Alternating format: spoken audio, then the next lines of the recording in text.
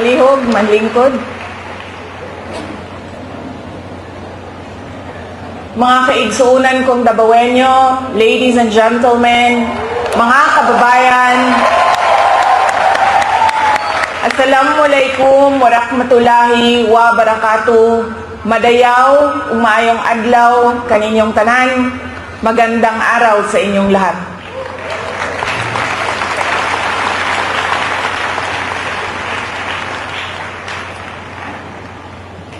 Unahin ko po muna ang aking mga pagpapasalamat. Una po, ang aking pagpapasalamat sa Kingdom of Jesus Christ, sa inyong paanyaya sa akin na dumalo sa inyong 39th anniversary. Maraming salamat po sa inyong imbitasyon.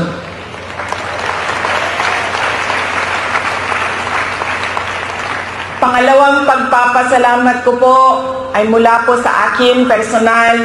Ang pagpapasalamat ko sa tulong ninyo, sa kampanya ninyo, sa suporta ninyo at sa boto ninyo para sa akin nung nakaraang halalan ng taong 2022.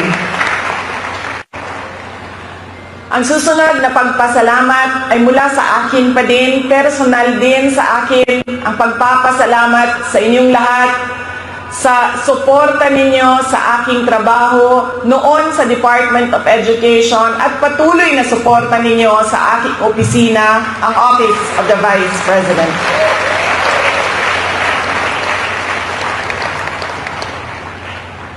At ang huling pagpapasalamat ay mula po sa aming pamilya, ang pamilya Duterte. Napakalaki ng utang na loob namin sa inyong lahat, mga kababayan, sa pagkakataon na ibinibigay ninyo sa amin na makapaglingkod sa ating minamahal na Pilipinas. Maraming salamat po.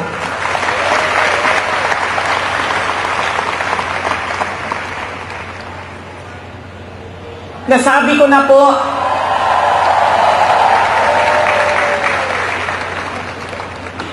unahin ko po muna ang mga naririnig ko at narinig ko rin na nasabi ng miyembro ng Kingdom of Jesus Christ na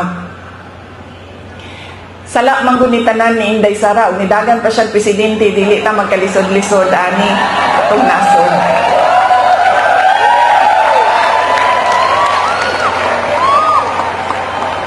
In another forum, I will thoroughly explain myself kung bakit ganon ang nangyari at ganon ang desisyon ko. Pero sa ngayon, hinihingi ko lang ang patawad ninyo na nagkamali ako.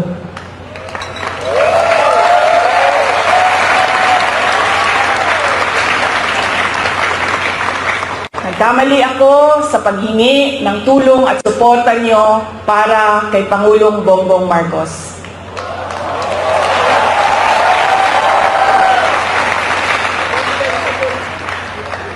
I was on the mistaken belief that we were together on the platform of unity and continuity. Nagkamali ako. Kaya hinihingi ko ang patawad ninyo.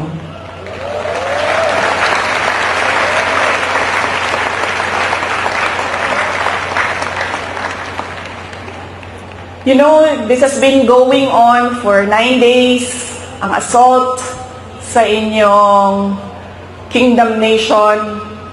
At I could not come earlier dahil meron ding atake sa opisina ng pangalawang Pangulo. At hindi ko maiwanan ang aking mga kasamahan doon sa Office of the Vice President.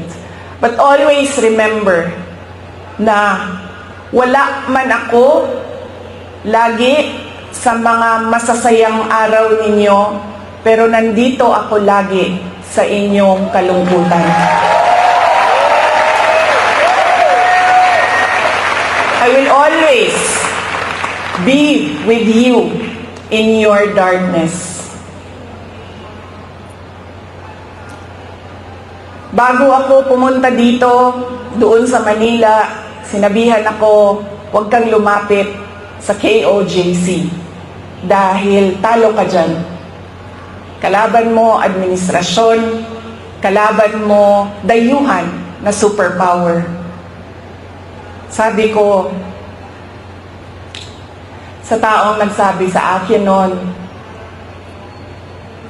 walang contest, hindi ako matatalo. Walang kompetisyon, bakit ako matatalo? They may be a minority,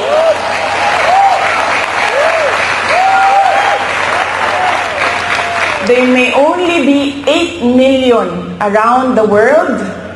Sabihin na natin na 6 million lang doon ang Pilipino, pero Pilipino pa rin sila.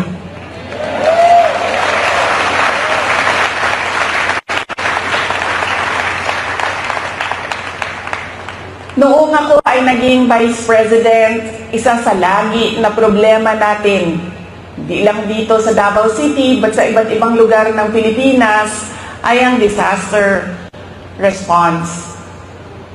So, nung ako ay umupo, in-institutionalize namin ang Disaster Operations Center ng Office of the Vice President.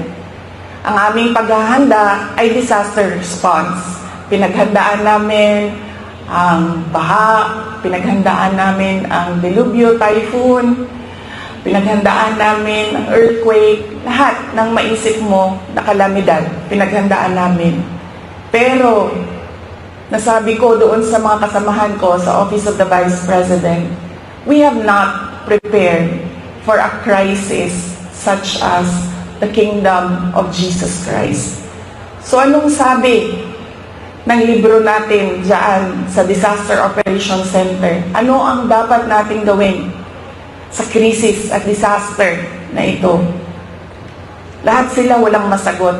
Kahit ako matagal, ako nag-isip kung ano ba ang response namin. Because this is a crisis. It is a disaster. Ano dapat ang tugon ng Office of the Vice President? At isa lang ang naisip ko. Sabi ko, as Vice President and as a Davaoenyo, I will be there to comfort them.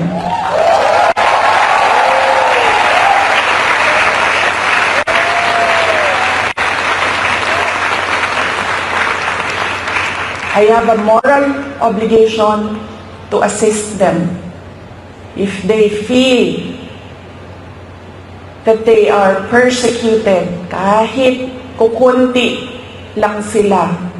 Trabaho ko yan bilang pangalawang Pangulo.